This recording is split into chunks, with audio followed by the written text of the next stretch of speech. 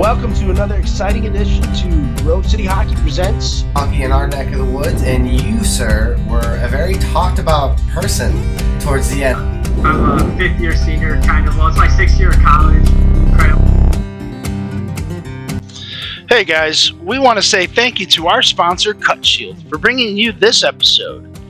Make sure you check them out on the link below and use the promo code for 25% off your order. Used by all 32 NHL teams and players, Cut Shield is the premier protective player clothing designed by players for players. Their innovative cut-resistant clothing has prevented serious injury to numerous players, including over 30 NHL players. Cut Shield gives you the peace of mind to go out and play without worrying about injury. Use our promo code Grove City Hockey, all lowercase and no space, for an additional 25% off your order today.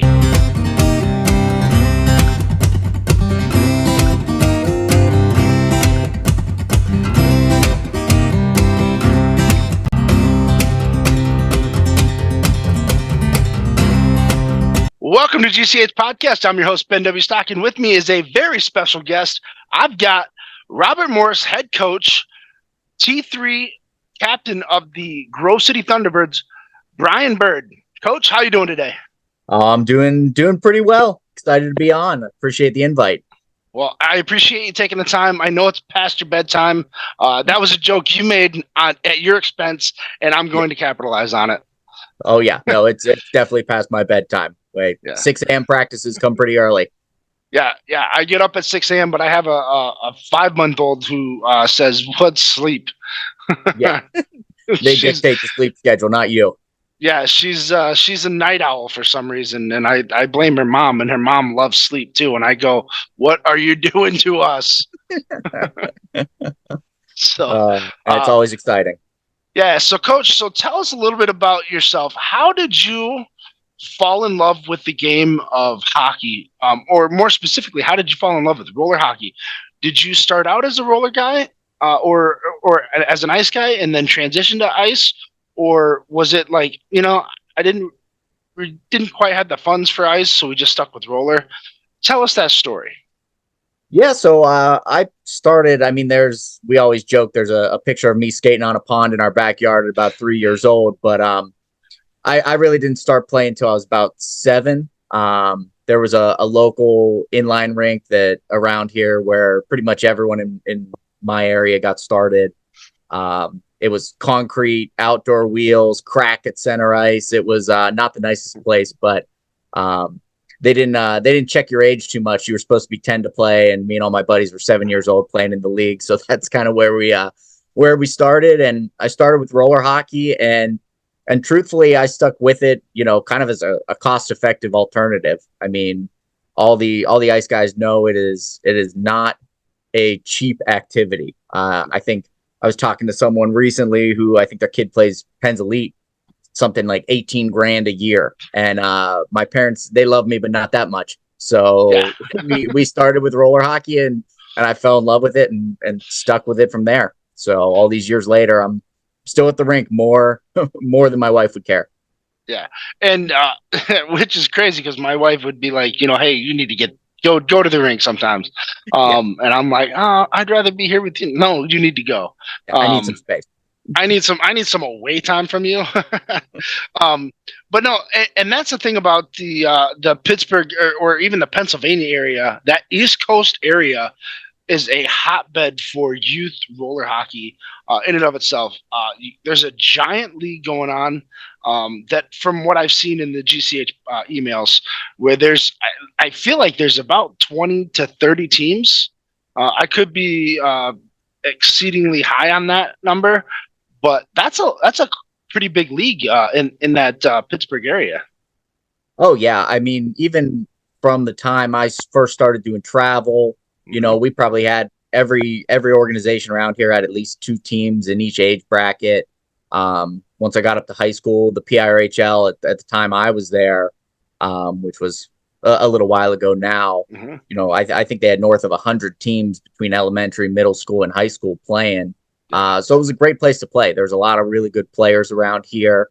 Now, even the younger guys coming up, there's a lot of talent, and still some of us old guys are hanging on until the wheels fall off. Well, and that's the thing is that once they do fall off, you can just get another set, put them right back on, and then you're right back out there. Exactly.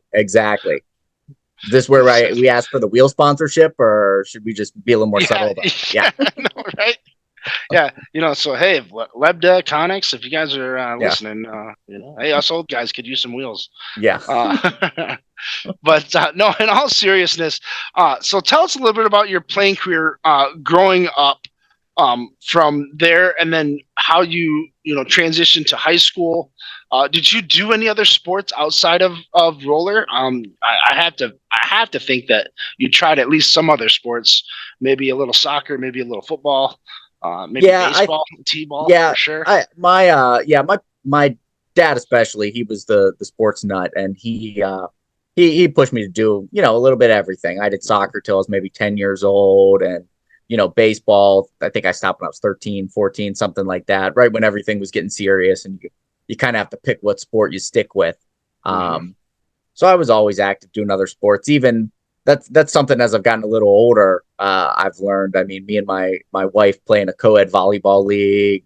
We do some indoor soccer here and there, just as something to do. I mean, I love hockey, but you need some other activities in your life and mix it up, confuse the body a little bit.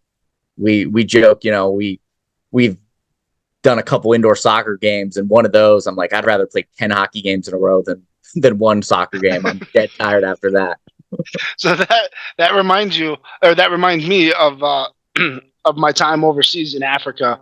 I was coaching hockey, and I was one of the board members was working at a travel agency, like his business with his travel agency, and the owner was the head soccer coach for the youth division, and he looked at me, and the very first words out of his mouth was, my son is not going to play for you. And I go, okay, like, all right, sure, no, yeah, whatever. We're like, it's okay. And but as he got to know me, and as his son got to know me, his son wasn't even on the team, wasn't playing, and wanted to come play for me.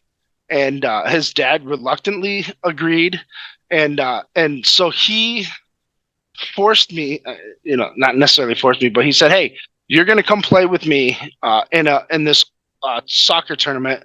He's like, "It's a bunch of old guys. You don't have to worry. It's just one of those things where it was like a 6-on-6 or a 7-on-7 type event. You can do hockey style changes, so it's not like you're out there on the pitch for 90 minutes or whatever." He was just like, "You'll come, you'll do your thing, you can swap in and out."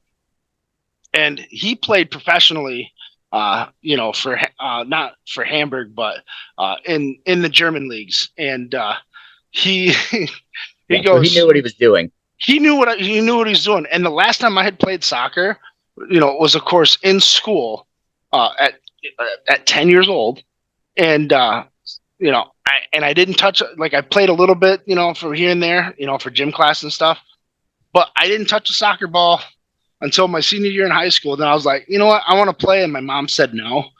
But back to Africa, his second comment was when we're warming up. He goes, "Wow, I guess we picked an American that can play," and I did fairly well, but I was so gassed after 30 seconds, and I'm like, and I could skate all day. At that time, it was crazy, like how much endurance it takes to run versus to skate. And that's why I love skating. I can't stand running. Oh yeah, it's nice to be able to glide every once in a while. Makes life a little easier. Yeah. Yeah. But no, Mark was a phenomenal coach and a phenomenal guy. He and I still have a lot in common. We talk not regularly, but we do talk from time to time, at least once or twice a year. Just because I always say, "Hey, how are the kids doing?" Stefan's getting so much bigger. Olaf is getting bigger. Mia is just, she's 8 years old now, and it was crazy. And, to see how they were, because when I was there, it was 2012, and now 2024, they're all grown up. And It's crazy to see the drastic differences, and then seeing what they chose to do. Because they are insanely talented soccer players. I like to call them football players because that's what they are over there. So it's really nice to see that. But it's like what you're saying is like, as a college coach, do you like seeing the one-dimensional athlete, or do you want to see those multi-sport athletes in your program? No, we definitely encourage doing some other form of physical activity. I mean, we've got guys that, they do the roller hockey, they do ice hockey. But I think even our guys now, they do an intramural, they have a team of guys and they do all the sports. And even some of our practices, in lieu of doing a dry land or lifting, this year we've played wiffle ball. We've played touch football in the gym at the school. It's fun to do something a little different. Kickball, just use all the muscles because you never know when you're going to need them. Especially hockey is a crazy game, and you can see. I always joke when we were little, you could tell the kids that played soccer and the kids that didn't. As soon as the puck is at their feet, it makes a big difference. Yeah, and I tried to do the same thing when I was coaching over there as well. We would do a little bit of indoor soccer in the rink, and it focused on conditioning, which is with the running, and it got them to communicate with each other. With passing the ball, you'd have to call out hey, you're gonna pass it to so and so. You're letting them know, or hey, I'm open over here on the wing.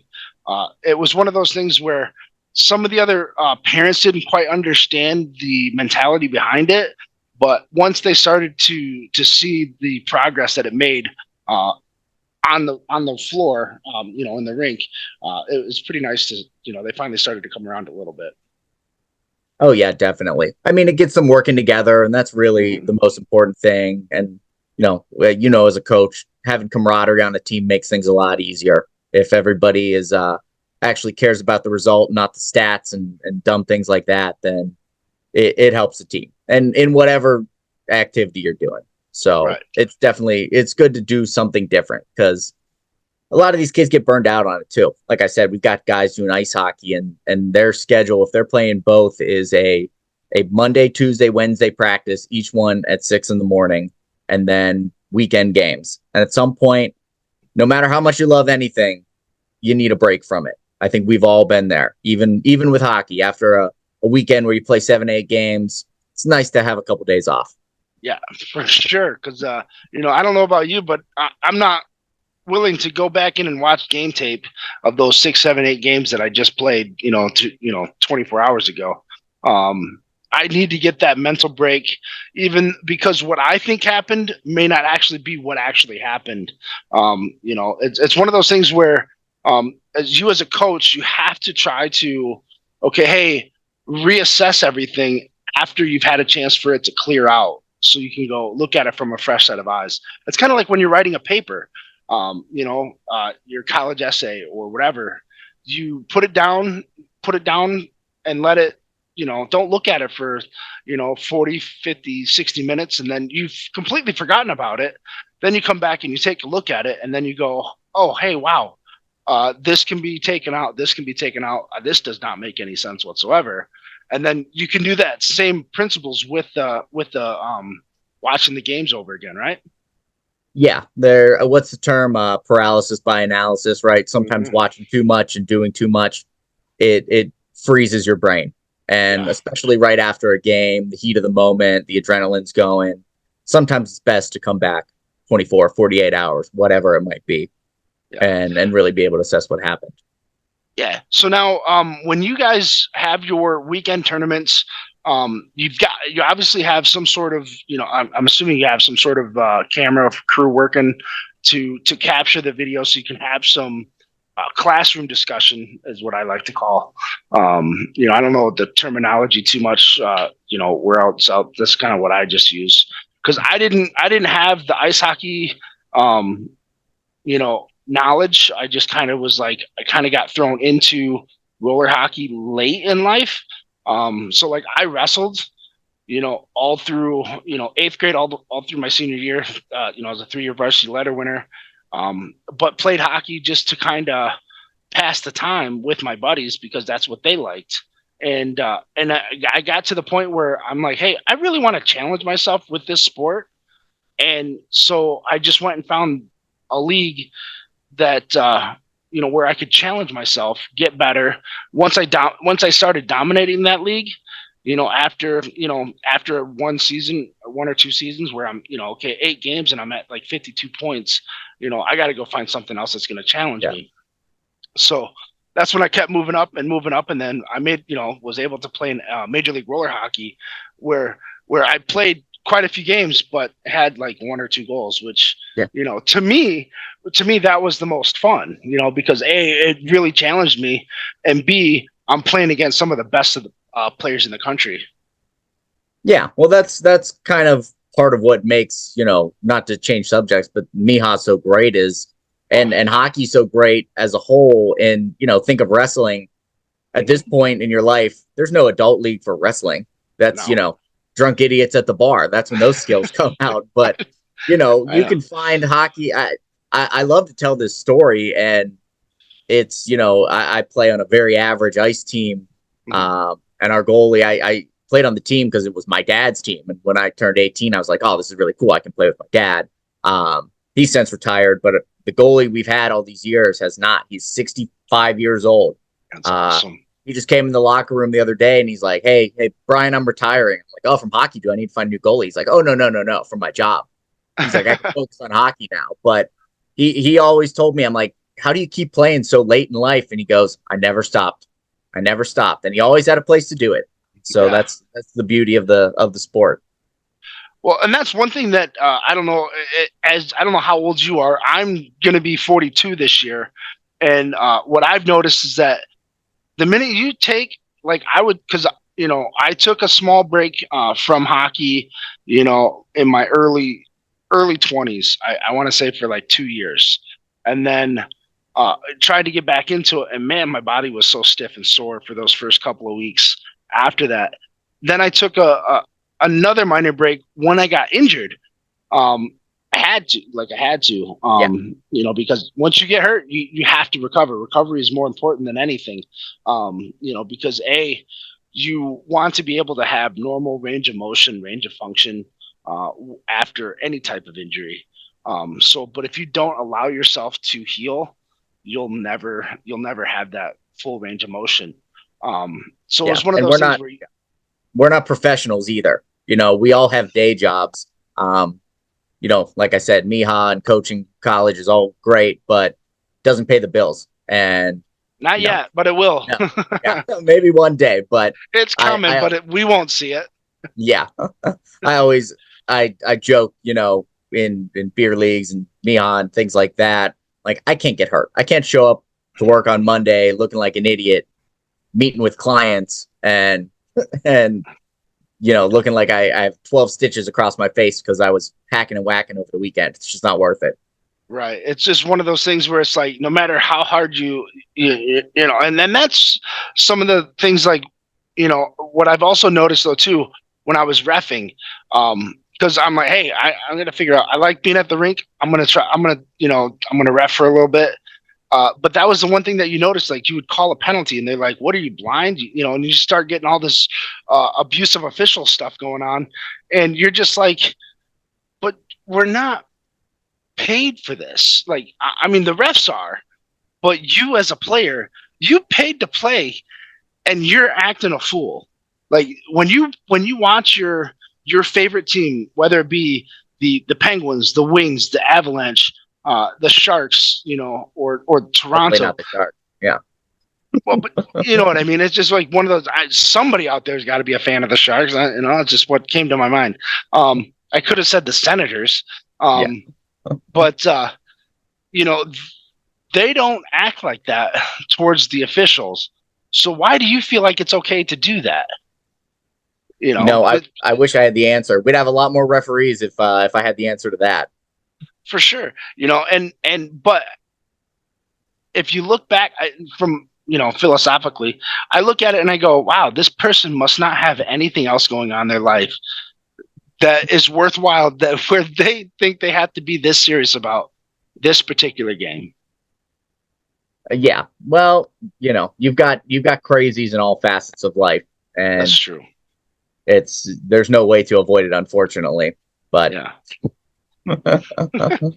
uh, So tell us about Robert Morris. You ended up going to school there. What did you earn your degree in, and then how did you end up going into coaching? You were talking a little bit about this before. It took about 6 years for them to finally get into ECHRA, division of the NCRHA, which is the National Collegiate Roller Hockey Association. Um, yeah, so tell us that journey. yeah, so I went there from 2006, or I'm sorry, 2010 to 2014. Majored in finance, so nothing to do with coaching. But I had gotten started coaching actually in high school. I did it as a senior project. We all do those big senior projects, and I said, I'm at the rink anyways. This should be easy. Let's get this project done with. And 14 years later, I'm still doing it. So I coached for years. I went to Seneca Valley. I coached there for a handful of years, doing travel stuff in the summer. And then eventually I actually spent 7 years running Central Catholic's inline program. Kind of got recruited over there from some travel parents who wanted someone that wasn't the dad in charge of it. And my alma mater came knocking at some point. They needed some help, and it was really hard for me to say no. So I moved out of the high school scene, and I am in my fifth season now with Robert Morris, which is awesome. Yeah. Like we said, it took them a while. For years and years, we were kind of pitching the school to let us be in the ECRHA. And eventually, a couple years after I graduated is when they finally got the green light. So unfortunately, I missed out in playing, but I'm glad that I can participate in a great league, even if it's just as a coach. Yeah, and you guys are you guys a Division II school or a Division III school? So we're a Division II school. Okay. We have been for my tenure here. They had a couple years in D1 in the beginning, but the alignments and things like that are a little bit different. There's more teams, and obviously some very high end teams that we're going to see in a couple weeks. So that'll be a real test. But Sure. no, it's a great program. We've always had, we have a luxury that a lot of schools don't, with a facility very close to campus. Despite that, we still have the 6 a.m. practice times. We don't get the luxury treatment there. But no, it's a great program. We have a good group of coaches there that have been there for years. We know how the league runs at this point. We've been in it for a long enough time, and fortunately, it's a hockey school. I mean, now thankfully the D1 ice program's back. There's 3 different club ice hockey teams and a roller hockey team. So a lot of times, we have guys that go there specifically to play roller, but for years we've recruited guys that got sick of the hectic schedule of club ice. Yeah. So well, yeah, and that's where recruiting comes into play too, is because you can always be like, hey man, hey, it didn't go so well for you at the club tryout. Why don't you come play roller and actually have a lot more fun? At least I think you have a lot more fun playing the roller than you do with the ice. Granted, you don't get to be inside the air conditioned ice box, during the summer months. But hey, beggars can't be choosers, right? Yeah, exactly. I mean, we always kind of said there's a lot more opportunity. It's a smaller team. I feel bad for guys that get buried on the 4th line of a D3 club team. They're not playing, or most of the goalies we've recruited over the years have been, they have 12 goalies show up every year for all those spots, and you feel bad for guys that don't make it and then stop playing hockey. And we kind of always say there's always a home here. We love goalies. We need goalies always. So yeah, but it's good to see a mix of the talent, guys coming in with different skill sets. And we've had a good mesh of guys over the years. We've had, limited problems with guys getting along, and, some of that's just testosterone, but for the most part, we've got a close knit group, and, we still have alumni games, and, guys get together and have beers, and it's nice to see the camaraderie has lasted past graduation. Well, and that's always great to see. So tell us a little bit about your team this season. How have you guys been doing? What challenges are you looking forward to having in the next couple of weeks? Because you got some pretty big names coming your way, right? Yeah. So our team it's a good mix this year of returners and new guys. We have a couple freshman goalies that have been playing outstanding. And our leadership group has kind of gotten the guys to buy in a little bit. I think the first weekend in Grove City, we struggled. We played a little more run and gun. And I always joke, I preach old man hockey. It's a lot easier if you just pass the puck around, and the right way that Rollers played is, strong defense, good breakouts, puck possession.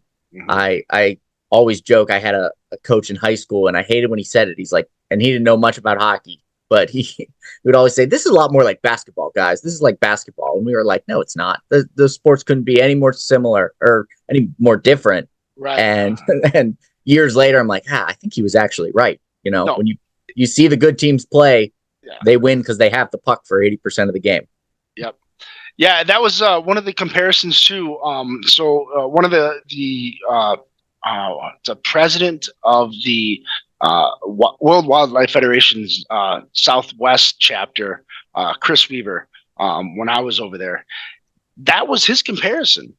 And I thought like that, I'm like, there's no way. And then I'm like, really? Then once he started breaking it down, I'm like, oh wow. Like, and I hate basketball. Like, I mean, I played it as a kid, but I'm like, but no, it makes sense because the key is puck possession, passing the puck, ball possession, passing that ball around, and then eventually hitting the open guy who coincidentally will usually be backdoor. Yeah, exactly. So it's been good to get the guys to buy in, and when you play the right way, the after our first weekend, things have really picked up, and we've had some good performances, which is nice. But we do have there's our weekend Grove City next weekend is going to be a tester. I know I saw Lindenwood and Bethel, 2 D1 schools on the schedule, so we're playing teams in the division above us. Obviously, both those schools have a lot of history with having really good roller hockey teams, so it'll be a good test. But national contenders, national title contenders, right there. I mean, both of them. It's just one of those. I think isn't Henry Ford on your schedule too? I believe. You know what? I don't know off the top of my head. We had them earlier in the season. Yeah. So I don't know if we'll have them again. It all depends with these interregionals. It's kind of more who shows up versus a true regular season game against an in-conference opponent, because these don't really weigh on our schedule for standings purposes, but they're still games and they're still important. Oh, for sure. So, now let's transition into MIHA. You're the T3 captain. This is your second season, right? Yep. Tell us how that came about. How did you get involved with MIHA? How did you run into Sean and Jake? And that. Tell us that story. So, funny enough, I've actually known Sean for a very long time. He started playing. He also went to Seneca. He was a few years younger than me. His freshman year in high school, he was just starting. So he was on a lower team. For all of you guys watching Sean now, he's much better now. But back then he was struggling, and there was the lowest team that Seneca had did not have a goalie. For some reason, my senior year, I thought, you know what, I should play goalie. That would be fun. Haven't played since, but I met Sean being his goalie.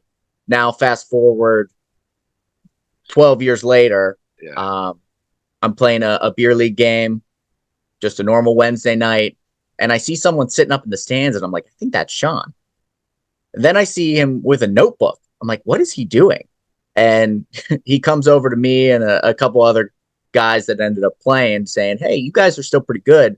Would you have any interest in doing this? And I had known about MIHA, but truthfully, Pittsburgh had one team. It was a far commute for me. I didn't want to put the time and effort into that, and with a group of guys I didn't really know.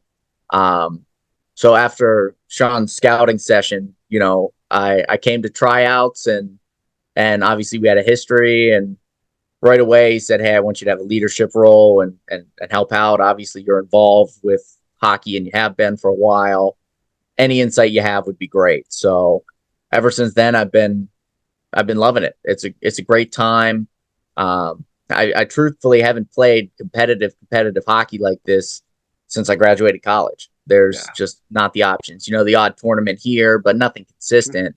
So it was really fun to have a team again, and have a good group of guys that get along, and the fun of these things is we go on the road. You have a couple sodas with your friends at night, and that's half the fun.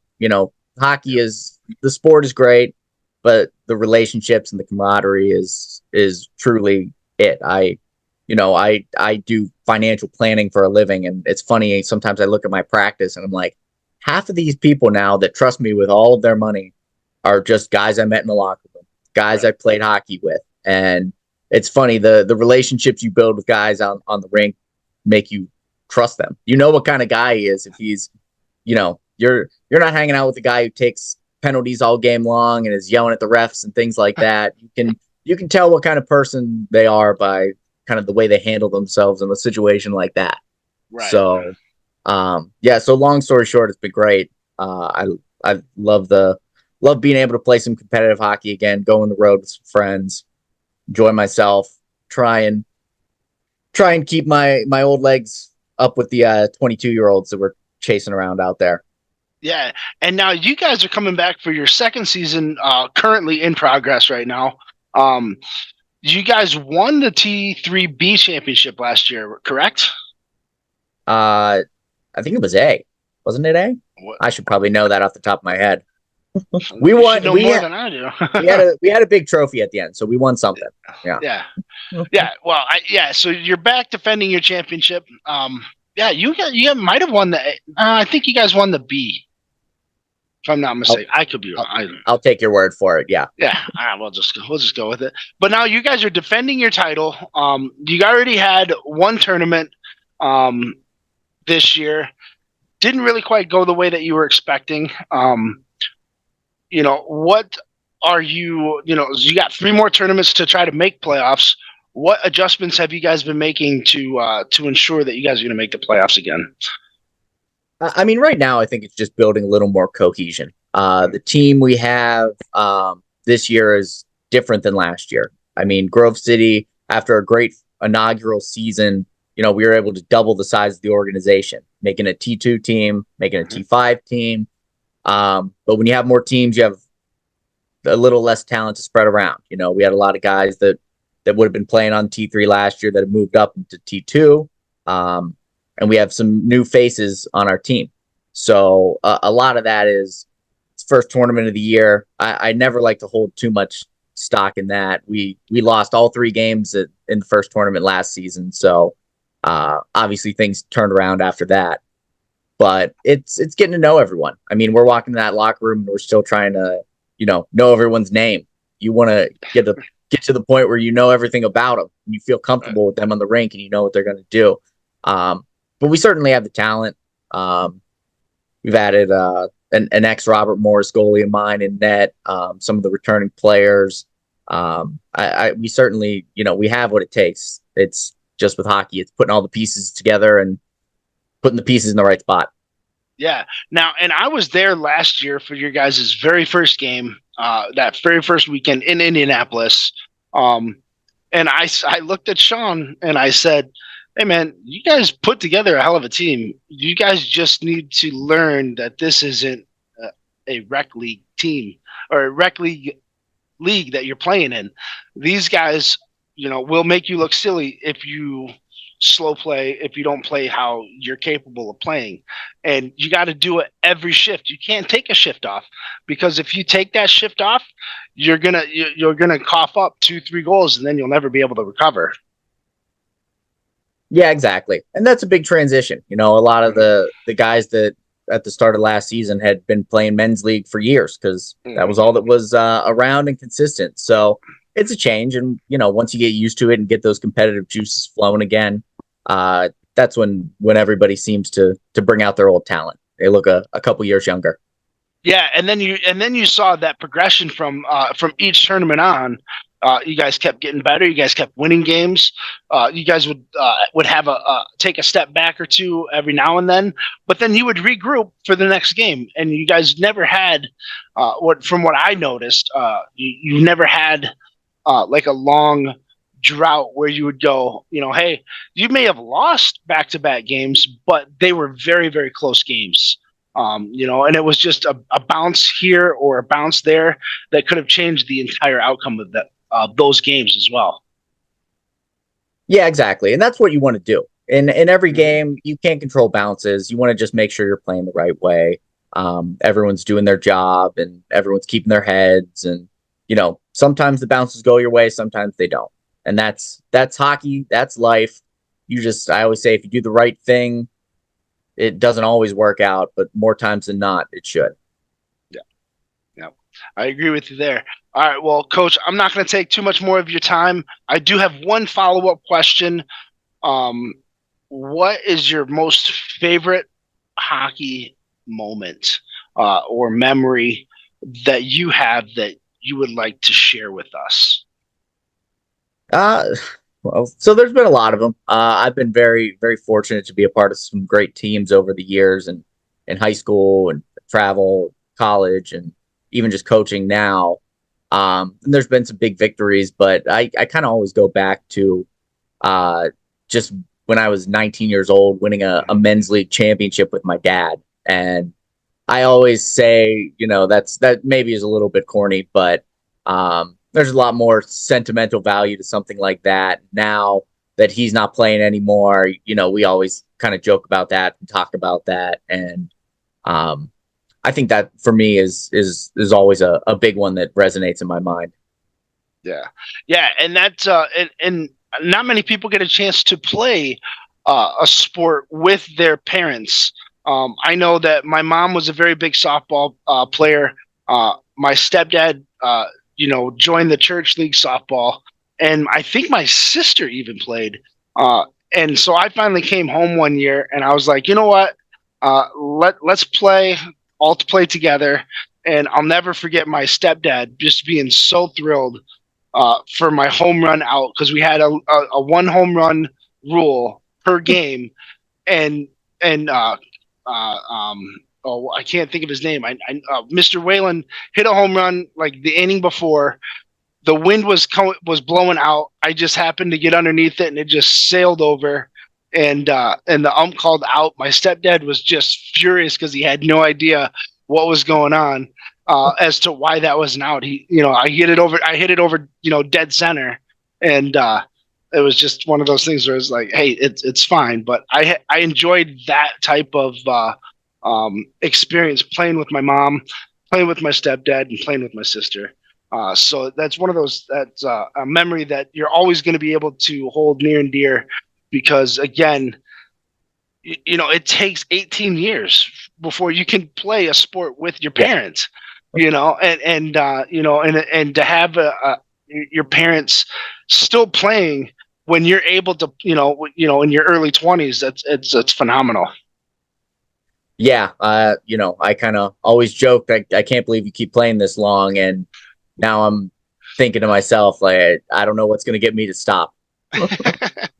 Well, yeah, and now I'm not sure. Do you have kids, right? No kids yet. Married a couple of years. I think that would certainly slow down some of this hockey career right. with playing and coaching. So I'm sure the guys around you're still young enough too. I didn't have my first kid until I was 38. Okay, good. I've got a little bit of wiggle room here. Yeah, you got time. And then I had my second at 41. So you got time. All right. I always we'll focus on that when I can't hang anymore. Perfect. That's the way to go. So, all right, boss. Well, Coach, I appreciate you taking the time to chat with me. I wish you very good luck with the rest of the MIHA season. We will touch base again in the future because I want to get your take on how your team is progressing from the start of the season towards the championships. And hopefully you guys are in the championships to defend your title. Yeah, absolutely. Hey, I appreciate the invite today. Keep doing what you're doing. The only way for more people to play roller hockey is for more people to know about it. So you guys keep growing the game, and we'll keep doing our best to get some wins. All right. Keep it up, man. All right. I'll talk to you soon. All right. Have a good one.